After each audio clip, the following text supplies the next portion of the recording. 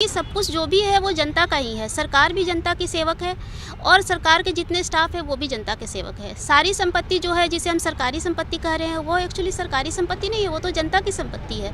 तो फिर सरकार जनता को कुछ फ्री में दे देगी, इस पर मैं यकीन नहीं करती। आवारा तो इंसान भी होगा तो उससे भी लोग परेशान हो जाएंगे। तो मैं आवारा जानवरों की समस्या का स्थायी समाधान करना चाहता हूँ कि हर क्षेत्र में, विधानसभा क्षेत्र में डॉग शेल्टर खुले। तो मैं अपनी विधानसभा में एक डॉग शेल्टर खुलवाऊंगा जहाँ पर सभी आवारा कुत्ते रहेंगे। और हमारे क्षेत्र के अंदर चोरियाँ बहुत होती हैं गाड़ी, तो हम गाड़ियों की एक पार्किंग बनवाएंगे, अच्छी पार्किंग जहाँ पर सभी गाड़ियाँ खड़ी हो सकें सुरक्षा के साथ। उससे बहुत राहत मिलेगी। हमारे क्षेत्र के अंदर पिंक मेट्रो से कनेक्टिविटी नहीं है, तो मैं पिंक मेट्रो से कनेक्टिविटी कराऊंगा।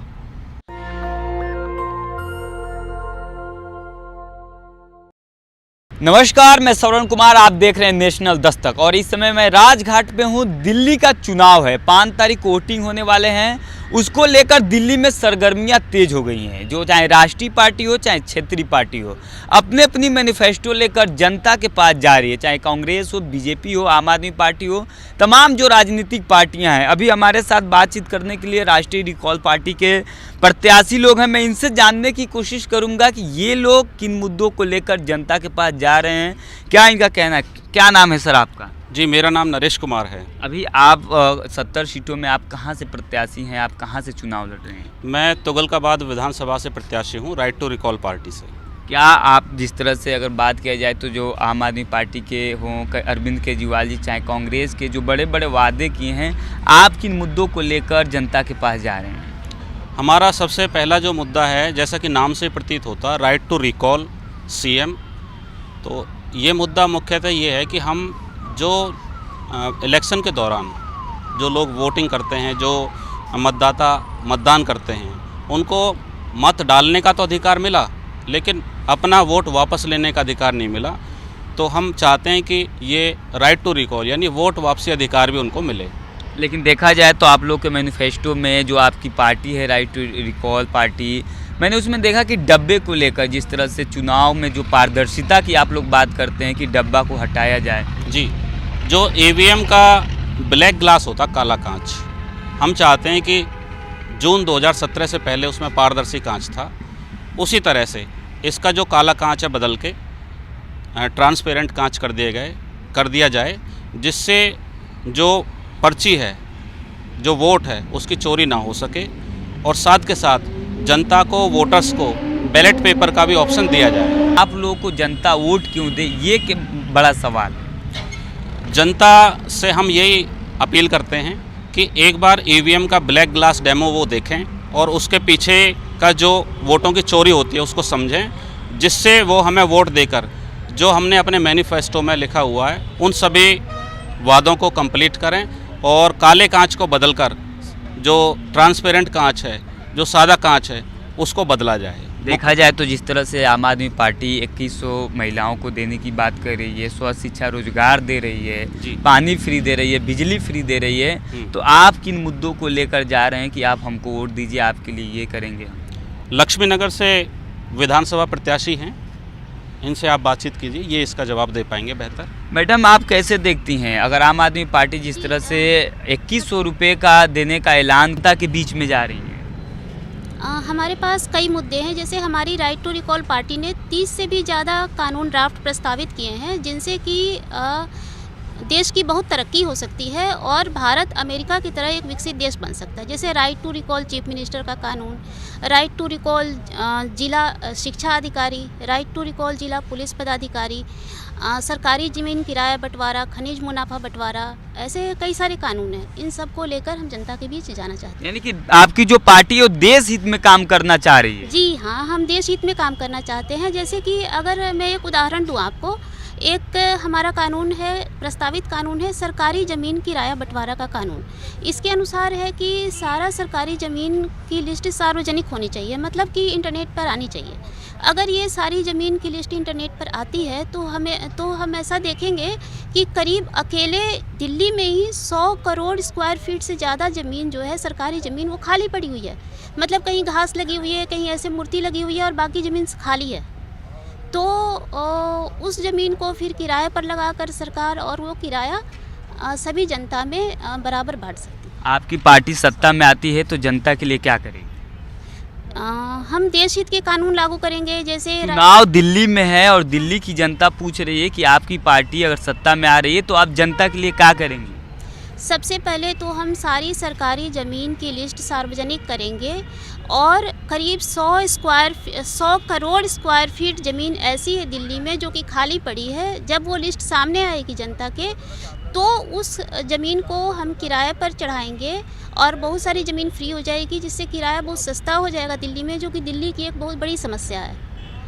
और फिर लोगों को पैसे भी मिलेंगे, जो किराए के पैसे हम लोगों को मिलने लगेंगे। ये एक बहुत बड़ा फ़ायदा होगा लोगों को।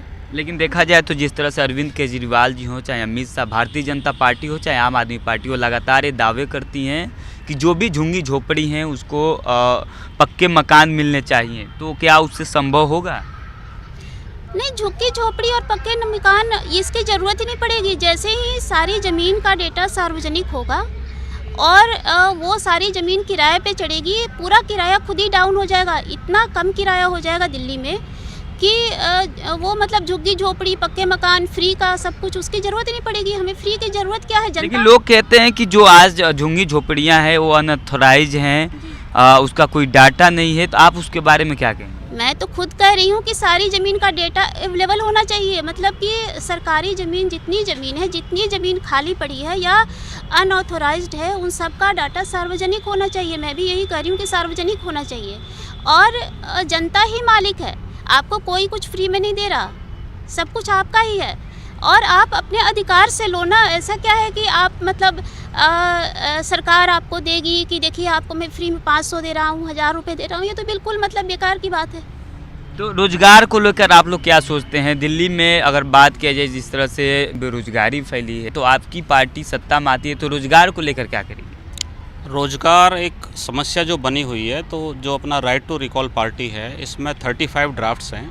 वो ड्राफ्ट्स rrpindia.in पे उपलब्ध हैं और सभी समस्याओं का समाधान, दिल्ली का तो समाधान है ही समस्याओं का, और भी देश हित में जो भी समाधान हो सकता है वो ऑनलाइन अवेलेबल है और वहाँ पे सभी साथियों को मिल जाएंगे।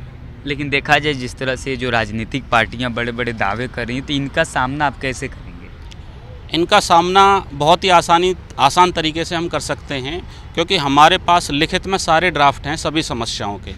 हमें समस्याओं के समाधान पे बातचीत करनी है और जनता से संवाद से ही समाधान उपलब्ध कराने हैं। क्या क्या समस्या अभी दिल्ली में? मुख्यतः जो समस्या है, जो व्यक्ति वोट डाल के आता है, वो वोट डाल के आता है किसी और की और चली जाती है किसी और के पक्ष में। मतलब ईवीएम पे भरोसा नहीं है लोगों को। तो हम यही चाहते हैं कि ईवीएम के ब्लैक ग्लास यानी काले कांच को बदला जाए और बैलेट पेपर का ऑप्शन दिया जाए। दिल्ली की जनता की मूलभूत समस्या क्या है? दिल्ली की जनता की मूलभूत समस्या जो है वो इसी की जड़ में है। यदि ईवीएम का काला कांच बदल दिया जाएगा तो सभी समस्याओं का समाधान उपलब्ध हो जाएगा। इलेक्शन कमीशन ऑफ इंडिया को एक लिखित रूप में 40,000 रुपये का डीडी दिया हुआ है कि एक ईवीएम मशीन हमें उपलब्ध कराई जाए और उस मशीन में हम वो प्रोग्रामिंग करके ये प्रूव कर सकते हैं कि उसमें इस तरह की सेटिंग प्रोग्रामिंग हो जाती है। चलिए मैडम से मैं एक लास्ट सवाल जानना चाहूँगा। जिस तरह से फ्री की रेवड़ी जो दिल्ली में बांटी जा रही है, जो महिलाओं को लुभाने का काम हो रहा है, चाहे वो बीजेपी हो, चाहे कांग्रेस हो, चाहे आम आदमी पार्टी हो, महिला उससे कैसे लड़ाइयाँ लड़ेंगी? आप उसको कैसे देखती हैं फ्री की रेवड़ी? जी, मैं फ्री की किसी चीज़ को बिल्कुल मैं समर्थन नहीं करती, क्योंकि सब कुछ जो भी है वो जनता का ही है। सरकार भी जनता की सेवक है और सरकार के जितने स्टाफ है वो भी जनता के सेवक है। सारी संपत्ति जो है, जिसे हम सरकारी संपत्ति कह रहे हैं, वो एक्चुअली सरकारी संपत्ति नहीं है, वो तो जनता की संपत्ति है। तो फिर सरकार जनता को कुछ फ्री में दे देगी, इस पर मैं यकीन नहीं करती। मैं इस पे यकीन करती हूँ कि देश हित के अच्छे कानून, जैसे right to recall chief minister, मतलब चीफ मिनिस्टर भ्रष्ट हो जाए तो जनता को ये अधिकार हो कि 5 साल के पहले उसको निकाल सके। सरकारी ज़मीन पर जनता का अधिकार हो, सारे खनिज की रॉयल्टी पे जनता का अधिकार हो, जीएसटी को हटाया जाए। कौन भ्रष्ट चीफ मिनिस्टर? कोई भ्रष्ट चीफ मिनिस्टर है नहीं, मैं ये नहीं कह रही। अगर चीफ मिनिस्टर भ्रष्ट हो जाए तो उसे ये डर होना चाहिए कि 5 साल के पहले भी जनता उसे हटा सकती है। मैं ये बोल रही हूँ जी। चलिए, एक और भाई साहब हैं, ये भी प्रत्याशी हैं। मैं इनसे जानने की कोशिश करूंगा कि आप जिस विधानसभा से चुनाव लड़ रहे हैं, आप प्रचार प्रसार करने जाते हैं तो आप जनता से कैसे बात करते हैं? उनको क्या कहते हैं कि अगर हमारी पार्टी आती है, राष्ट्रीय रिकॉल पार्टी, तो वो आप लोगों के लिए ये काम करेगी? दरअसल मैं वजीरपुर विधानसभा से महेश बंसल राष्ट्रीय रिकॉल पार्टी का उम्मीदवार हूँ। तो मैं ज़्यादातर ना स्थानीय मुद्दों पे बात करता हूँ लोगों से, क्योंकि राष्ट्रीय पार्टी तो अपने मुद्दे हैं उनके, मगर स्थानीय समस्याएं बहुत ज़्यादा हैं। जैसे आवारा जानवरों की समस्या है, आवारा जानवर भी परेशान है और उनसे जनता भी परेशान है। आवारा तो इंसान भी होगा तो उससे भी लोग परेशान हो जाएंगे। तो मैं आवारा जानवरों की समस्या का स्थायी समाधान करना चाहता हूँ कि हर क्षेत्र में, विधानसभा क्षेत्र में डॉग शेल्टर खुले। तो मैं अपनी विधानसभा में एक डॉग शेल्टर खुलवाऊंगा जहाँ पर सभी आवारा कुत्ते रहेंगे और उनको कोई वहाँ समस्या नहीं होगी। जनता और को किन समस्याओं को लेकर जाते हैं? एक बहुत बड़ा समस्या है जो आवारा पशु हैं। आप क्षेत्रीय इलाके में जाएंगे तो जो आवारा पशु हैं, जैसे घड़ोज बोला जाता है, नीली गाय बोला जाता है, जो किसानों के लिए वरदान नहीं, अभिशाप साबित हो रही है। ऐसे में कुत्ता, जो आप जानते हैं कि शहरी इलाका है, और किन किन मुद्दों को लेकर आप जाते हैं? और हमारे क्षेत्र के अंदर चोरियां बहुत होती हैं गाड़ी, तो हम गाड़ियों की एक पार्किंग बनवाएंगे, अच्छी पार्किंग, जहाँ पर सभी गाड़ियाँ खड़ी हो सकें सुरक्षा के साथ। उससे बहुत राहत मिलेगी। हमारे क्षेत्र के अंदर पिंक मेट्रो से कनेक्टिविटी नहीं है, तो मैं पिंक मेट्रो से कनेक्टिविटी कराऊंगा।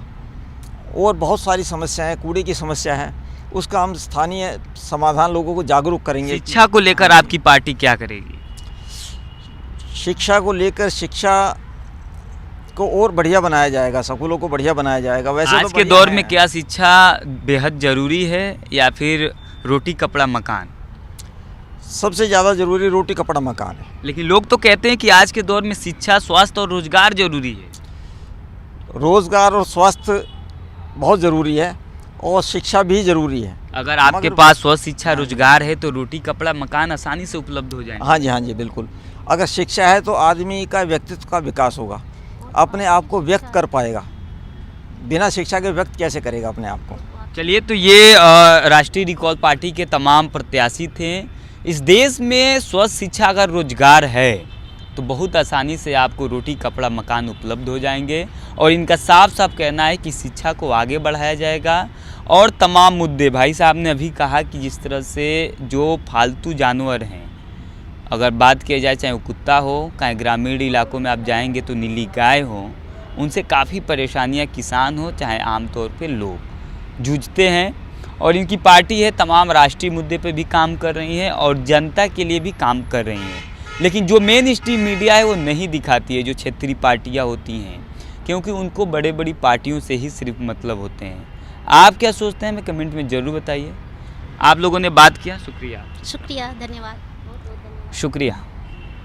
नेशनल दस्तक की आपसे गुजारिश है कि अगर इसको बचाना चाहते हैं तो नेशनल दस्तक को सब्सक्राइब करने के लिए रेड कलर के सब्सक्राइब बटन को दबाएं, फिर बेल आइकन की घंटी दबाएं।